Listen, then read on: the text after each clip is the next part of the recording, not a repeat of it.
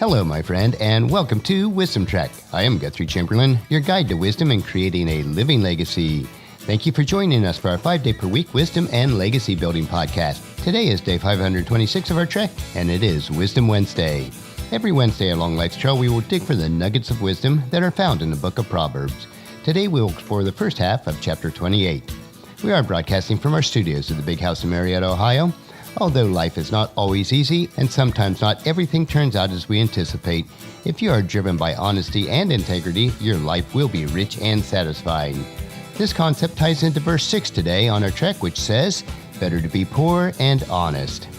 Let's start our trek as we explore verses 1 through 14. This is part of a section of Solomon's Proverbs that were copied out by King Hezekiah. Verse number 1, "The wicked run away when no one is chasing them, but the godly are as bold as lions." Unfounded fear seems to grip so many people, and sadly, even those who profess faith in God. It is understandable if someone is fearful when their actions are contrary to God's precepts in His Word, but irrational fear is caused by irrational thinking and actions.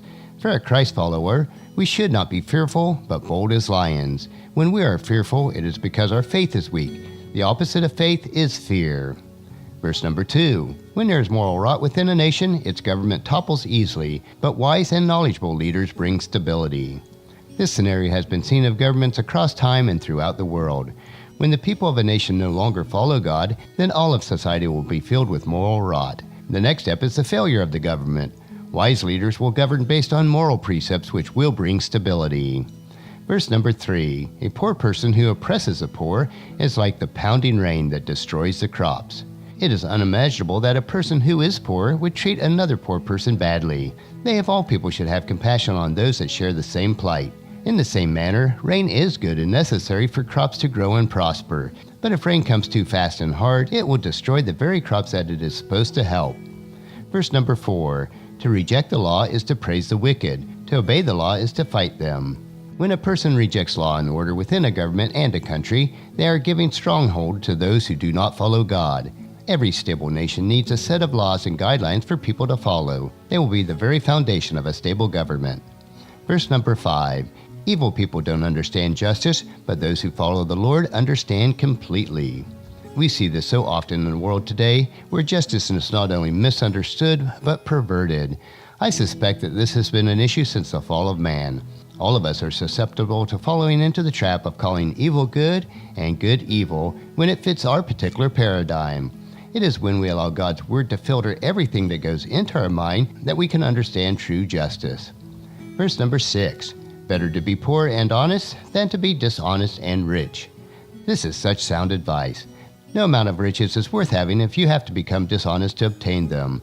It is certainly better to be poor but have your integrity and reputation unspoiled. Verse number 7, "Young people who obey the law are wise. Those with wild friends bring shame to their parents." A person, whether they are young or old, will show their wisdom when they obey the laws of the land. As a parent, it is heartbreaking and embarrassing when our children become friends with those who ignore the law and God's precepts. Verse number 8, "Income from charging high interest rates will end up in the pocket of someone who is kind to the poor." God is compassionate to those who are poor. If we become wealthy by taking advantage of poor people and charging them high interest rates, then eventually we will lose our riches with someone who cares for the poor. Verse number 9, "God detests the prayers of a person who ignores the law." All too often we only turn to God when we are in trouble. Much of the time the trouble is because we have ignored God's precepts. We then expect God to bail us out for our foolishness. This action is detestable to God. Verse number 10, "Those who lead good people along an evil path will fall into their own trap, but the honest will inherit good things." It is a dangerous trek to lead others who try to be good down a path that is evil. When we make this a practice, don't be surprised when it will come back on us. Those who practice honesty on a continual basis will see good fruit from the good that they planted. Verse number 11, "Rich people may think they are wise, but a poor person with discernment can see right through them." Obtaining riches is not the same as obtaining wisdom. It is so easy to think that our earthly success is because of our superior wisdom. A person who is poor but rich in wisdom will more easily discern the difference. Verse number 12, "When the godly succeed, everyone is glad. When the wicked take charge, people go into hiding." A good person who lives a life of integrity and is successful by doing so will make others glad and reflective. It is quite the opposite when wicked people rise up and take power. It is then that we want to hide from their presence. Verse number 13. People who conceal their sins will not prosper, but if they confess and turn from them, they will receive mercy. When we do that which is wrong, we may cover it up for a little time, but eventually it will be our downfall. The only way to have true prosperity is to turn from that which is wrong, confess it to those who are aware of it, and then ask forgiveness of anyone that we may have hurt. Verse number 14. Blessed are those who fear to do wrong, but the stubborn are headed for serious trouble. It is good when you have a healthy fear of doing something that is wrong. If you refuse to admit and continue in your wrong ways, then eventually it will rise up and cause you significant issues. Today on our Wisdom Trail, we continue to explore the series of Solomon's Proverbs that were assembled by King Hezekiah. These Proverbs provide us with more wisdom, insight, and understanding on a myriad of relationship issues. Regardless of where you are on your walk of faith, if the precepts of Proverbs are followed, your life will be rich and satisfying. Take them and plant them in your heart so that you'll be able to reap a harvest of wisdom. I would challenge you to take just one of the precepts that we learned today in Proverbs and commit yourself to applying it to your life. Tomorrow we will hike another short trail of the Wisdom Unplugged series where we will discover an inspirational wisdom quote.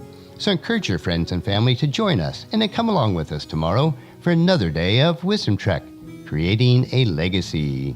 That will finish our trek for today. If you'd like to listen to any of the past treks or read the Wisdom Journal, they are available at wisdom-trek.com. And thank you so much for allowing me to be your guide, your mentor, but most importantly, I am your friend as I serve you through the Wisdom Trek podcast and journal. And as we take this trek of life together, let us always live abundantly, love unconditionally, listen intentionally, learn continuously, lend to others generously, lead with integrity, and then leave a living legacy each day. I am Guthrie Chamberlain, reminding you to keep moving forward, enjoy your journey, and then create a great day every day. See you tomorrow.